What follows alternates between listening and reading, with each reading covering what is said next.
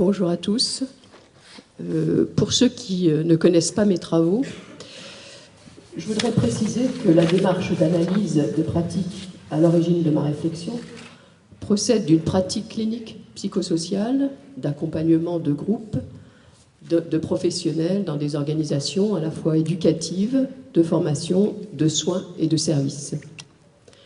Donc dans cette pratique d'accompagnement que je précise psychosociale, clinique, j'essaie de comprendre les mondes dans lesquels évoluent ces professionnels, confrontés qu'ils sont à des situations de malaise, de souffrance ou de crise qui ont occasionné leur demande, comme pour chacun d'entre nous. Mais monde interne, bien entendu, monde interne psychique, mais aussi, et je le précise, monde tel qu'il est socialement construit. Car dans ce travail clinique, je suis particulièrement attentive au mode d'intériorisation des significations sociales comme trame offerte à l'expérience. Particulièrement sensible aux agencements entre processus psychiques et construits sociaux, y compris dans les formes que prend cette demande d'analyse de pratique dans un groupe. Je vous propose donc quelques réflexions sur les enjeux de la demande et de l'offre de groupes d'analyse de pratique concernant la question du lien social. Brièvement, compte tenu du peu de temps dont nous disposons.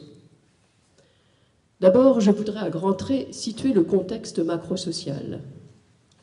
La logique du système économique et la rationalité instrumentale ont trouvé, on le voit, à s'imposer à l'ensemble des activités humaines, exerçant leur influence jusqu'au mode d'être ensemble et de faire ensemble, annexant les différentes sphères de la vie sociale. La conséquence pour les établissements, y compris maintenant ceux qui ont pour tâche primaire le soin, l'éducation, la rééducation, la protection, c'est qu'ils tendent de plus en plus à se transformer en organismes de procédure. Cette transformation, légitimée par l'argument des contraintes économiques, prend la forme d'une sommation. Réduction des effectifs, réduction des coûts, réduction du temps, réduction de l'espace, réduction de la pensée. Il ne faut pas penser l'impensable, nous enjoint le politique. Faire du moins, toujours du moins. Or, ces évolutions qui font autorité ne sont pas sans incidence sur la formation des liens institués, comme nous pouvons l'observer. La centration sur les procédures a pour effet une attaque des liens de proximité, une attaque des solidarités tissées au quotidien. Elle favorise des relations anonymées, détachées, qui sont souvent illusoirement protectrices de la violence pulsionnelle. Ainsi, le caractère indirect, dépersonnalisé de ces contraintes tient son pouvoir en se suffisant d'un minimum de socialisation. Ce qui se donne à entendre de l'effectivité des liens dans la vie professionnelle, c'est un écrasement de la relation éducative et un recul dans la capacité à admettre et à affronter des conflits immanquablement liés aux vicissitudes de la contrainte du lien. Dans ce contexte, ce sont jusqu'aux sociabilités élémentaires qui peuvent devenir intolérables. Il n'y a plus, par exemple, de temps ni d'espace pour interroger les modalités de soi dans l'accueil de l'autre. La préservation de soi et des autres, inhérente à toute vie collective, d'autant plus dans des activités où la relation est au centre, prend la forme d'une préoccupation sécuritaire et de maîtrise des risques. On le voit aujourd'hui avec cette nouvelle catégorie sociale des risques psychosociaux qui se légalisent partout. Ce qui s'éclipse, c'est la préservation de soi et des autres au cœur même de la dynamique institutionnelle. Préservation qui passe tout particulièrement par l'instauration d'un sens partagé concernant les questions du faire et de l'être ensemble. Par ailleurs, la gestion instrumentale exige visibilité et transparence contre l'opacité du lien. Mais ce qui s'observe, là encore, c'est un écrasement de la complexité des liens qui ne sont pas réductibles à ce qui peut en être rendu visible par des procédures.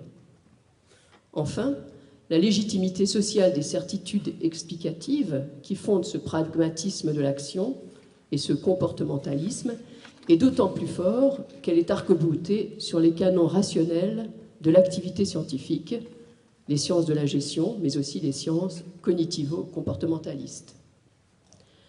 L'ensemble de ces significations sociales, dans leur cohérence, est sans doute une réponse défensive, voire offensive, à un monde caractérisé par l'indétermination, la diversité et une augmentation de la complexité qui fait intervenir de plus en plus de niveaux de réalité et leurs enchevêtrements. Et ce que nous constatons, et qui concerne ma réflexion ici, c'est que cette réponse instaure des modes de socialisation qui font obstacle à l'instauration d'arrangements relationnels stables et durables, comme modalité favorisant une logique fragmentaire du lien.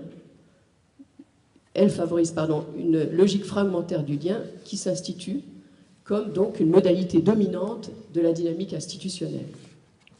Fragmentation des liens qui laisse les individus souvent bien démunis face aux vicissitudes qu'ils ne manquent pas de rencontrer dans la complexité de leurs tâches. Elle favorise également un affaiblissement des étayages institutionnels qui se traduit par une régression des capacités de concertation et de coopération. Dans ce contexte, la demande de groupes de parole peut être comprise comme un appel au lien et peut constituer une réplique en favorisant des processus de liaison. Mais cet appel au lien peut prendre différentes orientations dans la demande et dans les offres d'accompagnement de ces groupes qui souhaitent faire, comme ils le disent, de l'analyse de pratique. Les groupes d'analyse de pratique peuvent se constituer comme prolongement de l'efficacité dans une instrumentalisation de l'intersubjectivité au service d'une réduction des troubles à l'ordre de l'organisation. Les changements attendus sont dans ce cas prédéfinis comme traitement de problèmes d'adaptation et la parole sollicitée ou qui se prend est celle d'une normalisation du sens. La demande ou l'offre peuvent également être au service de renforcement identitaire des groupes d'appartenance et de la consolidation des clivages intergroupes.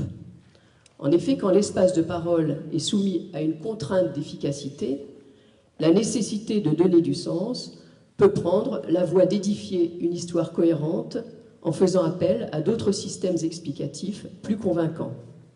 En d'autres termes, d'opposer à ce qui tient lieu de grands récits de l'organisation le récit mythique du groupe.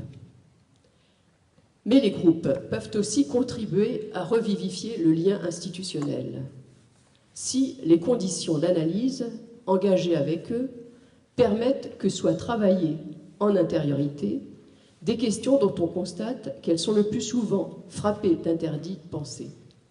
Les questions du sens, les questions du lien, les questions des finalités.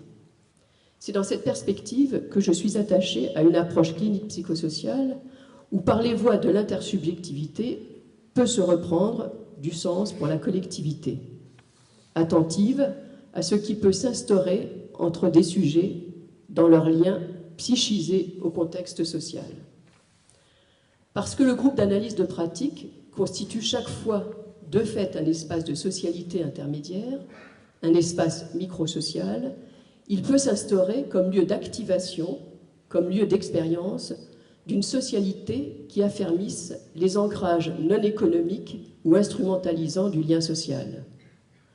S'il permet une élaboration individuelle des difficultés vécues, il est aussi un espace de socialité où le malaise dont les professionnels font état peut se constituer collectivement comme objet de parole et de pensée. En éprouvant, en élucidant, en élaborant dans un espace commun les contradictions et les conflits qu'ils traversent, mais aussi les logiques par lesquelles ils sont traversés, peut s'opérer pour les professionnels un déplacement collectif dans la manière d'appréhender et de traiter les situations, dans une parole adressée, c'est-à-dire une parole responsabilisée. L'analyse ouvre alors sur deux perspectives qui ne vont pas de soi. L'une est la reconnaissance de ce qui, du sujet ou du groupe, participe de l'édification d'un univers qu'il dit subir et la reconnaissance de sa propre contribution dans ce qui le met en souffrance. Là, il s'agit de la complexité de ses implications. L'autre est l'identification des constructions sociales dans leur logique et leur manière d'influer les modes d'investissement. Constructions sociales qui sont le plus souvent assimilées aux évidences et aux opinions portées sur elles. Car l'espace d'analyse est aussi un contenant pour mettre en mots les contenus imaginaires qui se tenaient à l'abri derrière l'évidence des systèmes causalistes et explicatifs. Les significations qui instruisent ces systèmes sont entendues, réentendues, avec le poids de leurs contraintes en chacun. Ouvrir à cette parole et l'entendre est de toute importance parce qu'elle est une voie pour défonctionnaliser les discours explicatifs et causalistes. Les professionnels s'entendent dire des contenus comme imposition de sens, imposition d'ordre, d'ailleurs plus souvent que de sens, et qui instruisent leur manière d'être et de faire. Le processus de mobilité passe par une tension intime entre ces contenus articulés du sens et ceux qui cherchent à se frayer un passage entre l'imposé et l'impensé. Une parole adressée en groupe peut faire sortir de l'isolement produit par la logique adaptative et opératoire si elle ranime la consistance intersubjective où l'expérience du sens se donne comme inséparable de l'expérience émotionnelle. Elle peut faire advenir une nouvelle manière d'habiter les situations, car ce monde dans lequel chacun travaille est en même temps un monde dans lequel chacun pense et se représente les liens qui font tenir ensemble nécessité intérieure et logique externe. L'enjeu, pour le clinicien, me semble-t-il, analyste de ces groupes, dits de pratique, est de ne pas seulement abriter les groupes en difficulté, mais de les aider à l'élaboration en ne se faisant pas l'allié du renforcement identitaire par une démarche, une position qui entérine la mise en avant d'une spécificité, d'une appartenance qui se donne à entendre comme une nécessité de se soustraire à l'ensemble.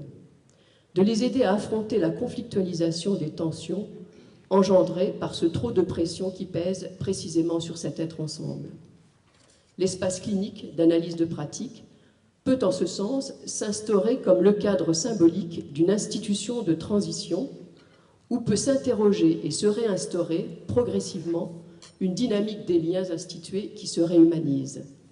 Il peut favoriser l'émergence dans la pensée, dans le désir et dans les actes, des coopérations à nouveau rendues possibles par la reprise du lien de proximité non persécutif.